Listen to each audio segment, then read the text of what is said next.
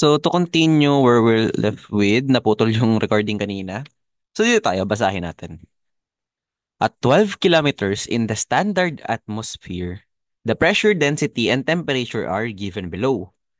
Using these values, calculate the standard atmospheric values of pressure, density, and temperature at an altitude of 18 kilometers.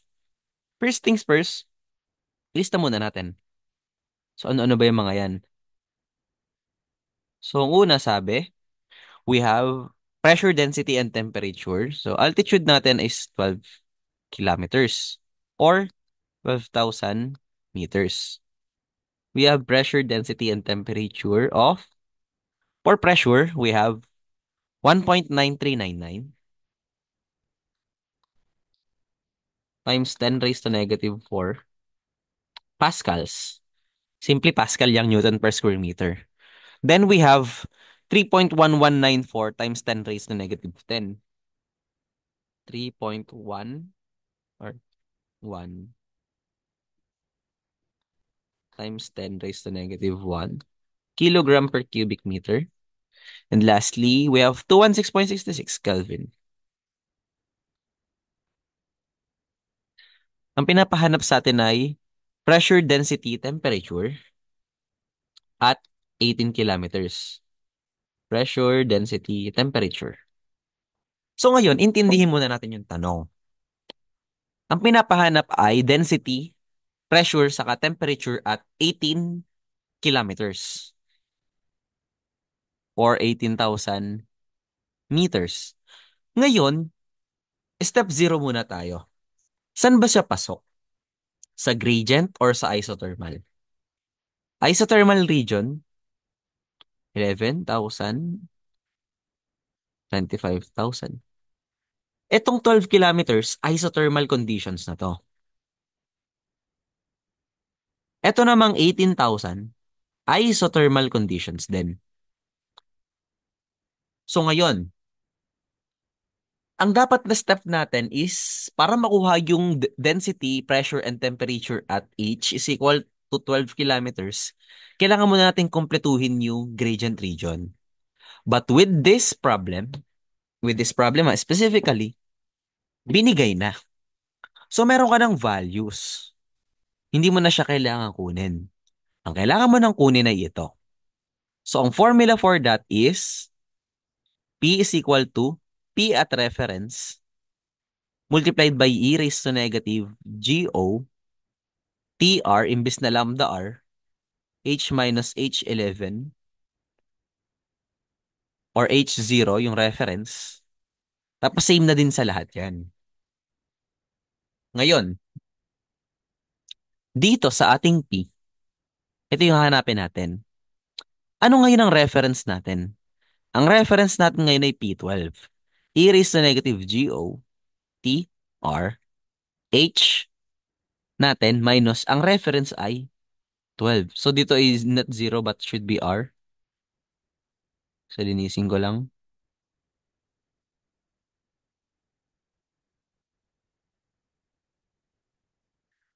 So meron tayong gantong question ay equation. So per P is equal to P12, 1.9399 times 10 raised to negative 4. Negative 4? I think positive 4. Yes, positive 4. Ang ganito yung negative. 10 raised to 4 raised to, ay times E raised to negative G ay 9.81 over ang temperature ay 216.66 Kelvin. Ito ay meter per second squared. Di ko napapakita pa. Ulit-ulit na unitless lang yan. Kelvin. So, isa lang dito. Dito ko lang papakita. Sa susunod, siguro gets naman na. Kung hindi pa gets, kaya naman siyang subukan gawin. For R ay 1.8, 187.08 joule per kilogram Kelvin. Or 187. 287. Not 187. So, ayusin lang natin. So, to confirm, ito yan. For lapse rate, it should be 287.08 joule per kilogram Kelvin. Okay? So, dapat minememorize yan.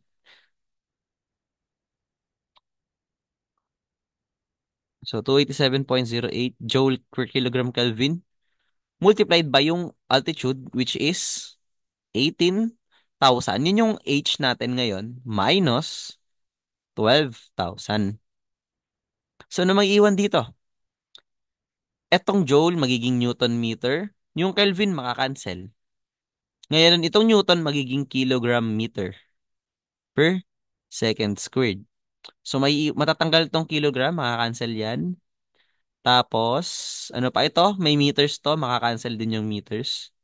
Itong meter per second, makakancel sa buo. So, walang unit yan. Paulit-ulit yan na walang unit lagi yung equation na yan. So, we are left with P is equal to 1.9399 times 10 raised to 4 e raised to negative 9.81 times 18,000 minus 12,000 over 216.66 multiplied by 287.08. So, meron tayong P is equal to, pwede natin ilagay sa calc yan, P is equal to 1.9399 times 10 raised to 4 times E raised to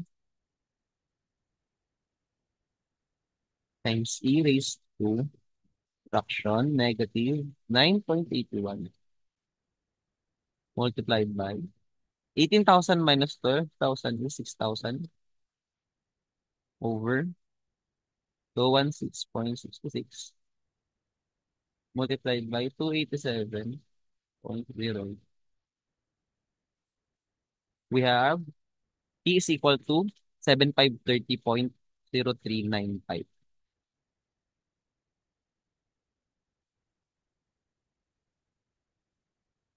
pascals. Ito yung T at 18 kilometers. How about density at 18 kilometers? So density at 18 is equal to density at 12 multiplied by E negative GO tapos PR H minus HR. Ano yung reference natin? Diba? Balikan natin yung formula. Ayan yun. Parehas lang. So, ang gagawin lang natin, density 18 or rho 18 is equal to, ano yung density natin dito? Kukopyahin natin yung given. So, 3.1194 times 10 raised to negative 1. Slug per cubic feet multiplied by E, negative 9.81 meter per second squared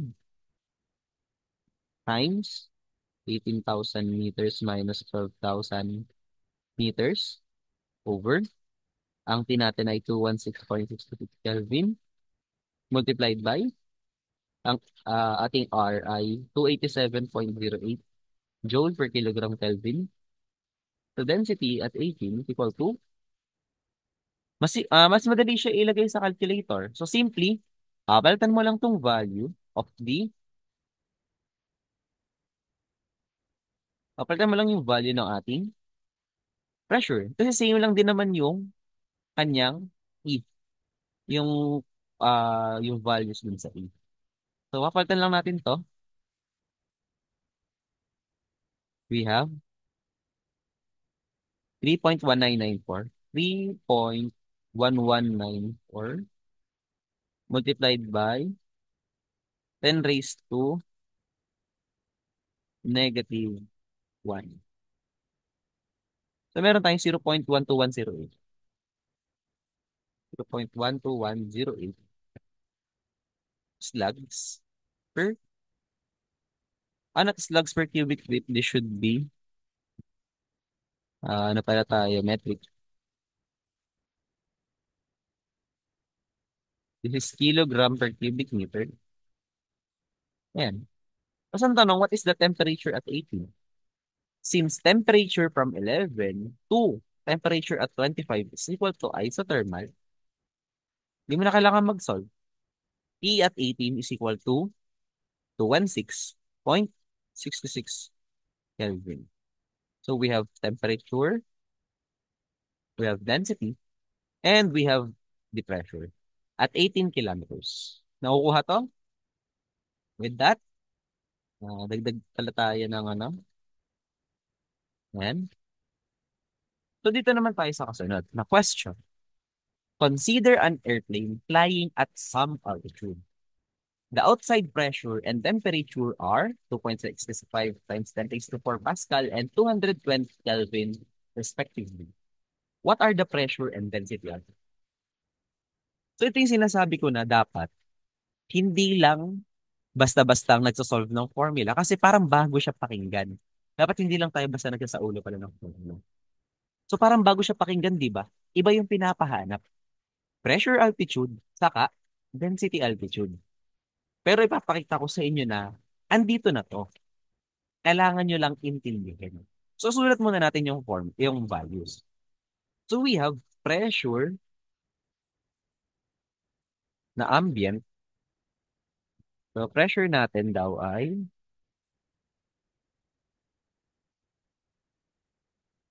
2.65 times 10 raised to 4. And meron tayong density na, ay temperature na 220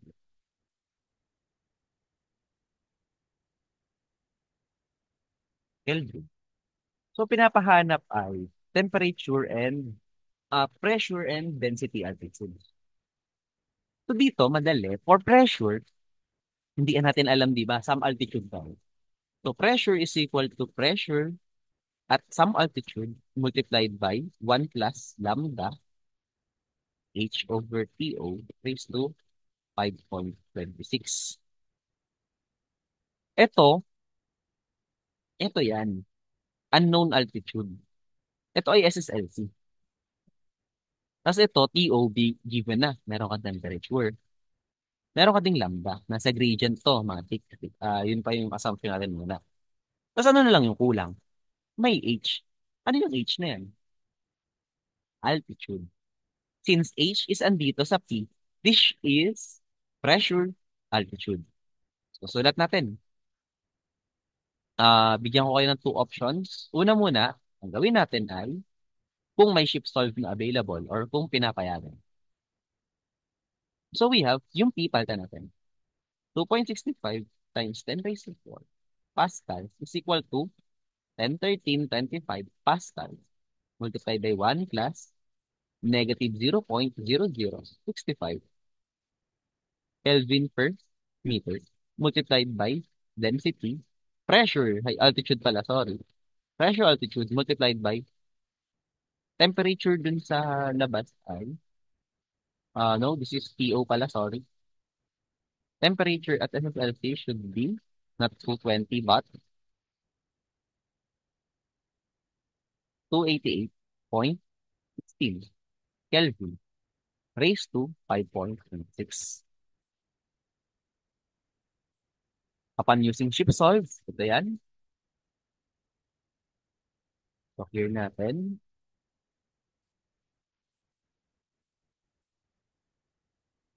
So, we have 2.65 times 10 raised to 4.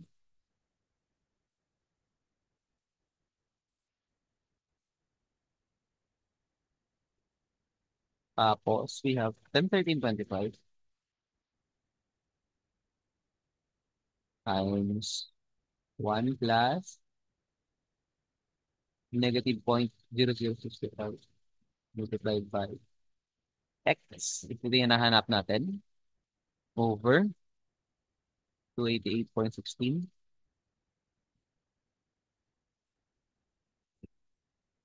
all raised to 5.26.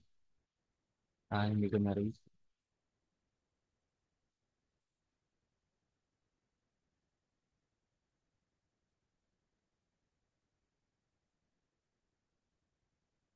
I think naka-raise naman ako sa iyo.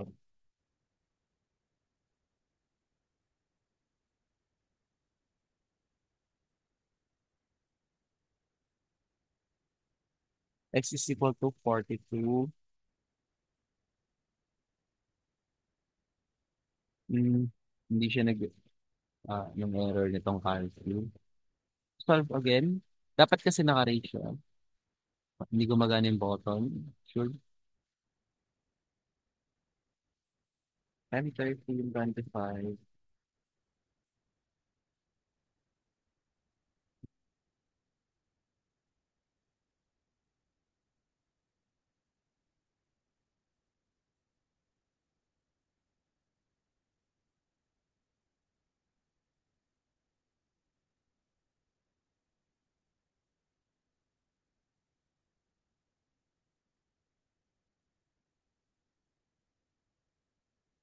Clear muna natin.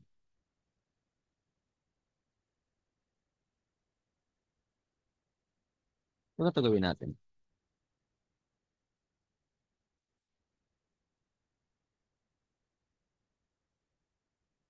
5, 1. Yun ako itong nilagay. Or natin lagyan yung loob. Yung nag-error siya. So, insert. We have 1 plus negative 0.0065 times x.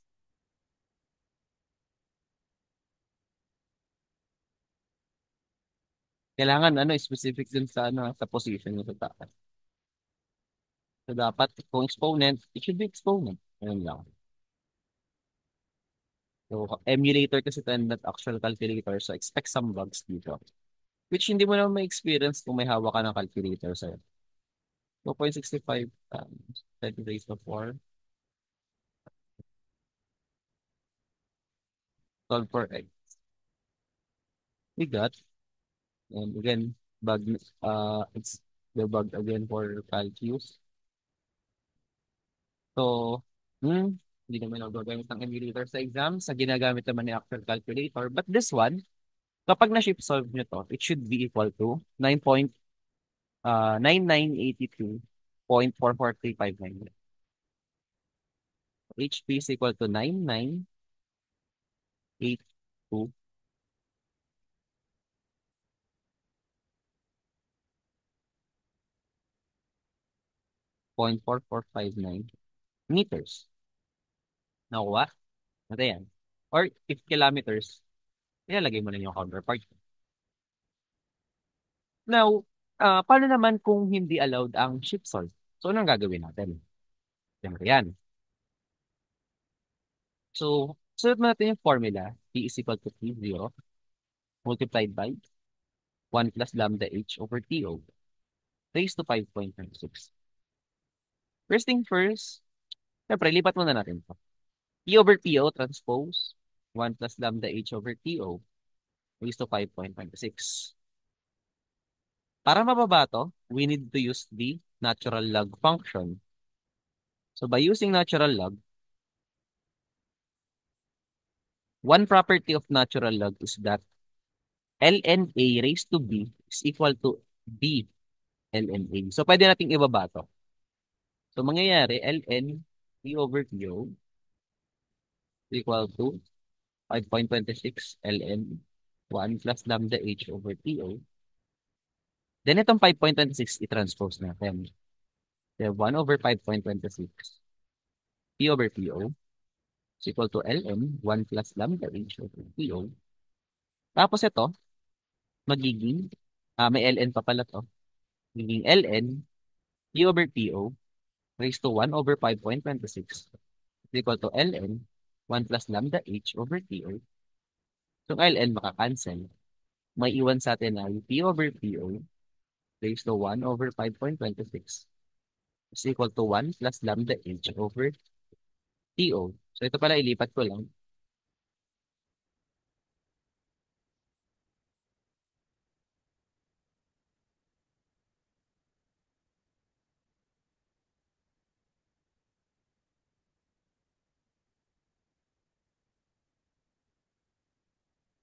After, after that, pwede natin i-isolate si lambda H. So, ang gagawin natin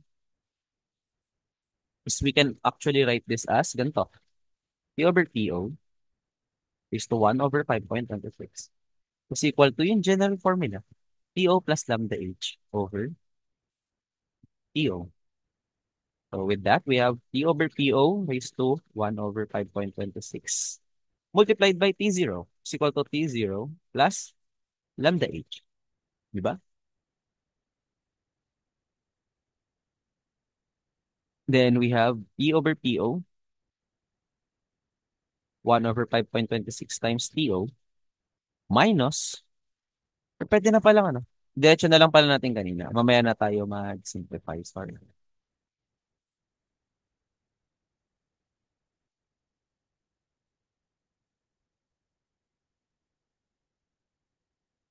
So, kung dito pa lang, ilipat na lang natin diretso muna. Mamaya na yon. So, transpose natin yung 1, magiging negative 1 is equal to lambda h over TO. Then, P0 multiplied by P over P0. 1 raised to 5.26 minus 1 is equal to lambda h. Tapos, TO over lambda is equal to, multiplied by, sorry,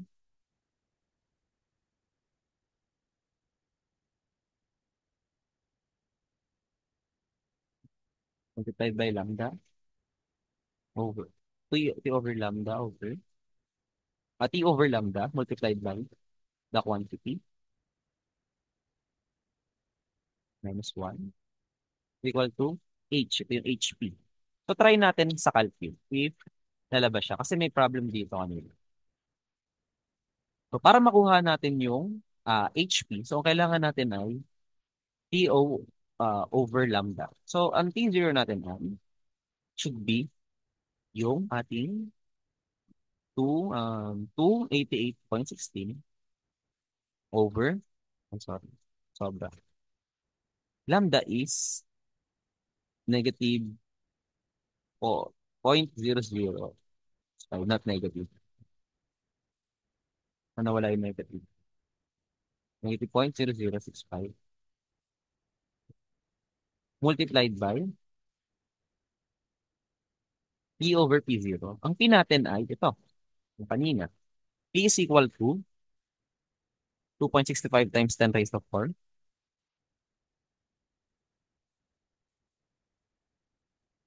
over 10, 13, 25 all raised to 1 over 5.26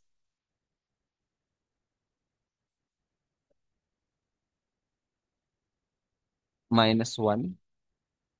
Takpan natin lahat. Meron pa bang kasunod? Wala na. Upon hitting enter, we receive 9977 point. Ito yan. So, mas close yung value kapag walang ito pala is answer is walang approximations. So, 5.2571783 yan. For this, nakuha natin, di ba? Through approximation is that ang sagot ay 9977.742 equal density altitude. Okay na yan. Nakuha. So, we have two options. One is solve using shift solve or solve using in ano muna, algebraically muna before mo i-calculate. Lalo na kapag hindi allowed tong shift solve or hindi available ang shift solve sa calculator. Nakukuha to? So we have two options. Now for density, ano naman ang gagawin natin for density? Density altitude. Simply, we use ito. So tinignan nyo, napakahirap ka ba? When you can already use ano na lang, um,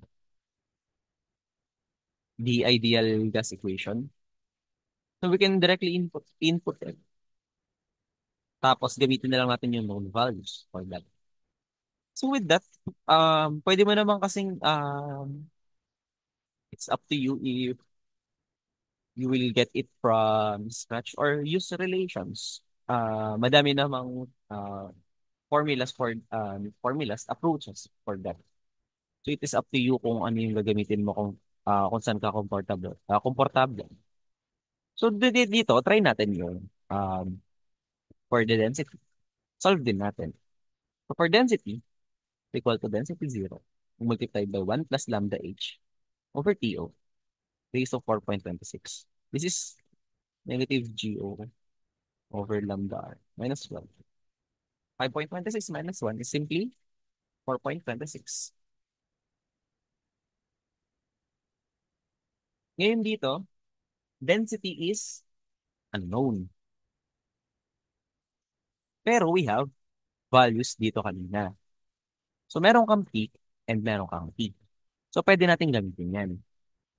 So P is equal to rho RT. Rho is equal to P over RT. Rho is equal to, ang pressure natin ay 2.65 times 10 raised to 4 pascals over 287.08 joule per kilogram Kelvin multiplied by, anong temperature natin? 220 Kelvin. Bakit yan yung ginamit? It's the temperature at that point. Ito yung sinasabi din sa problem. Oh. The outside pressure and temperature are 2.65 and 220 Kelvin respectively. So for that relations, ang kailangan natin gamitin ay kung ano yung point na yon. Yung point na yon, yung gas constant, it's the same. Kaya nga constant. Ang nag-iba ay yung pressure and temperature. Ngayon, kailangan natin dito is density na lang. Ito na yung kukunin natin. So for density is equal to, isolve natin. Kasi store na lang natin yung value. 2.65 times 10 raised to 4 over 287.08 times 220 is equal to 0. Store na natin to. Store x. Sulat ko na lang siya as 0.420. 420. 41, sige, 420 na. 0.420. Pero ano siya, pag sa inyo, magsosolve kayo, ilisulat nyo lahat. Nakastore naman kasi sa akin sa X. So, alam ko yung full value nito. This is simply for writing the display. Pero baka kasi hingin sa inyo is nakasulat yung display. Isulat nyo na lahat. Hirap kasi magsulat sa, sa laptop. Kaya sinort ko na lang. So, next. Ito na yung gagamitin mo dito. So, density is X is equal to, ang density as SSLC is 1.225 kilogram per cubic meter multiplied by 1 plus lambda. Ang lambda ay negative 0.0065 Kelvin per meter multiplied by, hindi pa natin alam ang density, altitude. Tapos, T0 ay SSLC. Therefore, ano? This should be the 288.16 Kelvin. Upon shift solve, makukuha natin dyan yung density altitude. So density altitude, according to that, is 986287 meters. Shift solve. Tapos, ito is yung full value ng GO. Pero what if bawal lang shift solve? Kung bawal lang shift solve, edi solve natin manually.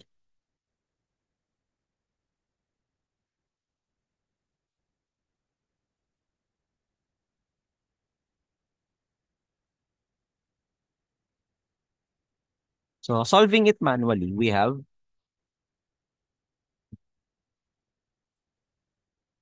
density is equal to density 1 plus lambda h over TO. So, pabilisin ko na. Papakita ko lang dito, di ko na masyadong explain. Tapos, ang kailangan natin makuha ay itong H density. So, dito, we have 1 plus 4.26. Gusto nating mapababa yun. So, ang gagawin natin ay gagamit tayo ng natural log function. So, bababa na siya.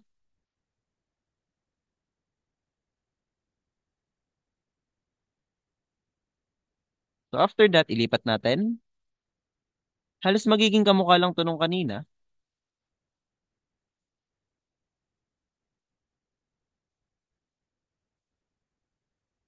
Magiging katulad ng to nung kanina except sa part na iba yung constant. Saka yung variables na nakasulat.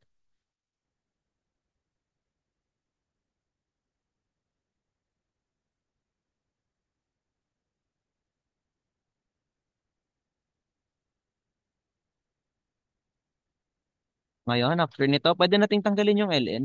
We're left with ito.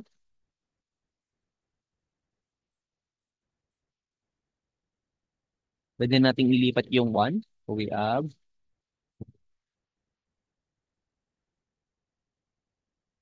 lambda h over TO. Then, itong TO, tapos yung lambda, pwede natin ito isulat actually ng ganito.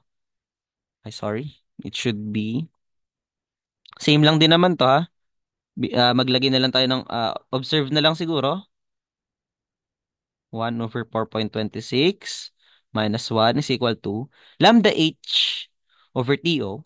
Ihiwalay natin to dun sa h. Di ba same lang naman sila? Ngayon, para mapadali yung paglipat, ilipat mo to as reciprocal. TO over lambda h. Di ba? Di mo na siya paghihiwalayan.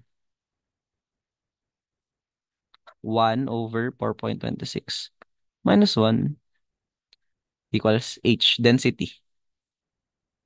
It's this,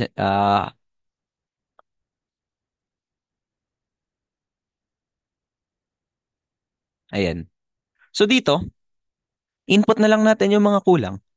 But for this instance, itong T, so lalagay natin, itong TO, ano yung TO value nito?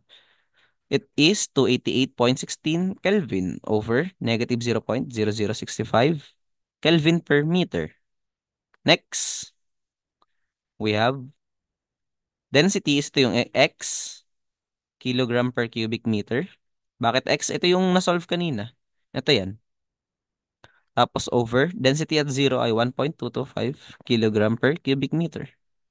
Raised to 1 over 4.26 minus 1 is equal to, try nating i-solve.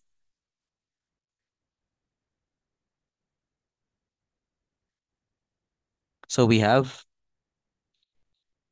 288.16 over negative 0.0065.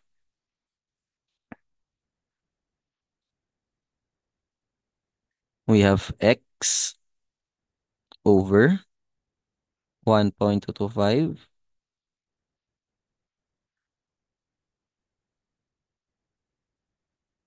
raised to 1 over 4.26 minus 1. Takpan natin lahat. Enter. 9858.34. 9858.34. Ito ay meters.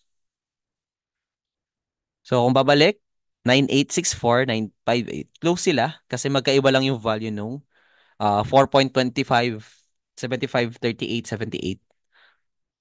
Yung value nung negative GO over lambda R. Nag-iba lang yung value. Pero same lang sila pag sunod.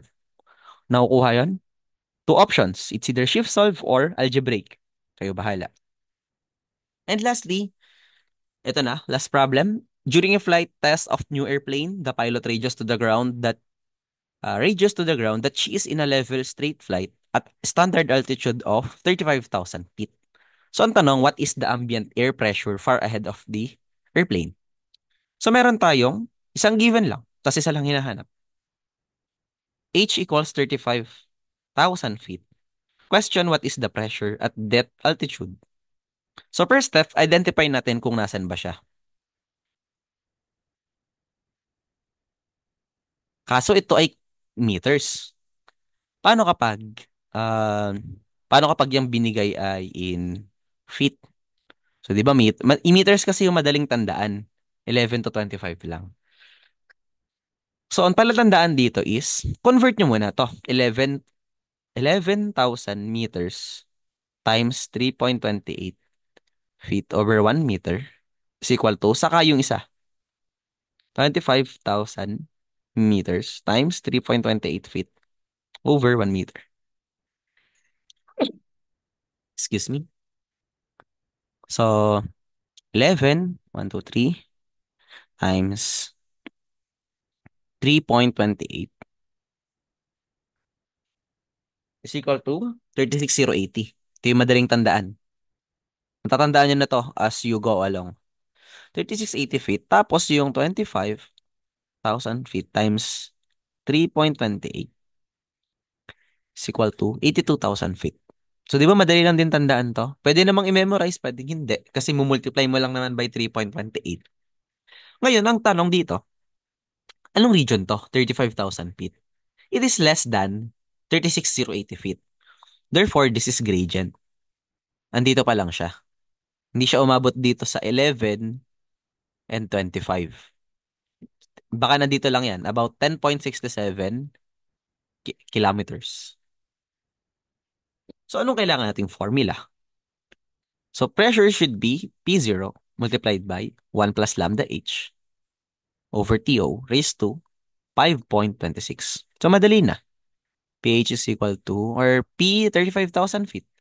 So, pressure dyan is 2116.8 PSF. 1 plus negative 0.003566 Rankine per feet multiplied by, ang H mo ay 35,000 feet. Feet over 519 Rankine, yung temperature mo, raised to, this should be 5.26.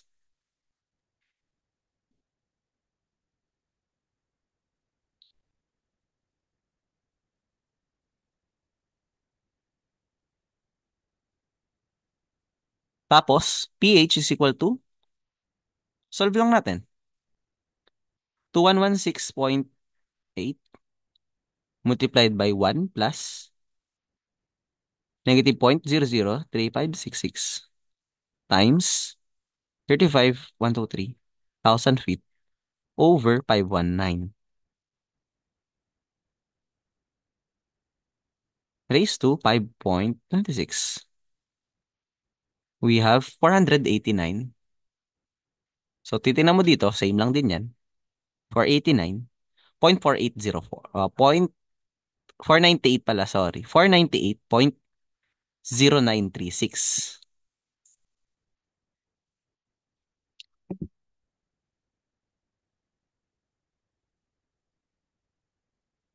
Ay, nabura.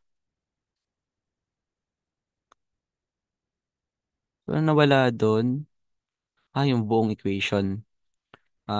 Sulat ko na lang ulit. So, H is equal to 35,000 feet. Tapos, pH is equal to, kamali ng bura.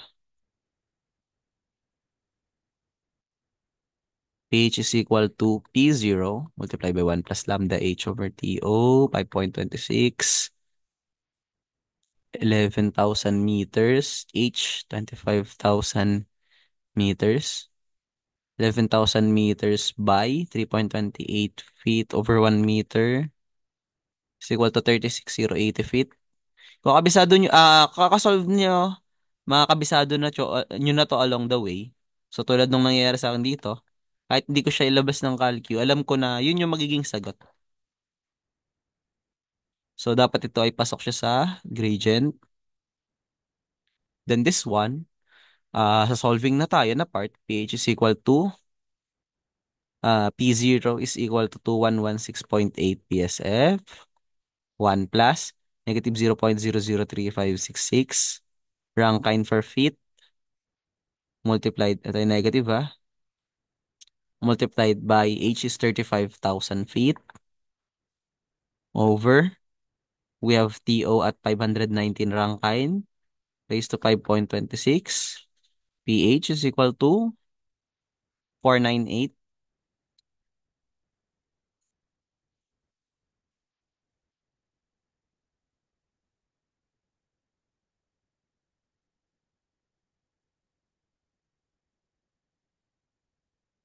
498.0936. Small discrepancies, but it is the same. As long as kung anong ginamit mo, dapat pag sunod ka sa calculator upon checking, yun. So, wag yung iba yung formula mo, tapos iba yung lalabas ng sagot. Doon ka magkakamali. Pero as long as tama naman yung nilalagay mong value, tama naman yung lalabas. So, dito kaya lang nagkaiba. Yung ginagamit ko kasi before is mas accurate. 5.25767.838. Ayan. Pero ngayon, pinasimplify na lang ito 5.26. Kaya nag-iiba yung value. So, ayan. Ayan lang lahat. So, pasensya na if medyo matagal yung, or mahaba yung recording kasi, tulad nung kanina, may nagkakamali, nabubura. Kapag nasa class discussion kasi sa face-to-face, hindi naman natin ma-encounter yun. Usually, dire-diretso naman tayo. Plus, mabagal din yung sulat ko pagdating sa computer. So, unlike sa whiteboard na dire-diretso yung solving. So, dito, isa pa is, instead of ipasagot ko sa inyo to, na since gahol na nga sa oras, in-explain ko na sa inyo. Paano sagutan, ano yung thought process, kung paano sagutan yon. Tapos, may sample problem sa din. Paano i-derive yung equation, ano yung explanation with that. Kasi na yung mga techniques. So, please, pakinood niyo itong lecture video. And nonetheless, this is, isang lecture lang to lahat, yung tatlong video. Nakat lang kasi. Because one, yung una is meron kami important meeting din. Pangalawa is nakat yung video. Inulit ko na lang ulit to technically kaya anong oras na. Hindi ko napansin na nakat pala siya. Anyways, this is Engineer Vargas. And thank you for listening. So, see you sa face-to-face lecture. Prepare for mine. Sana okay na yung panahon. So, ayun lang. Ingat kayo palagi. Thank you.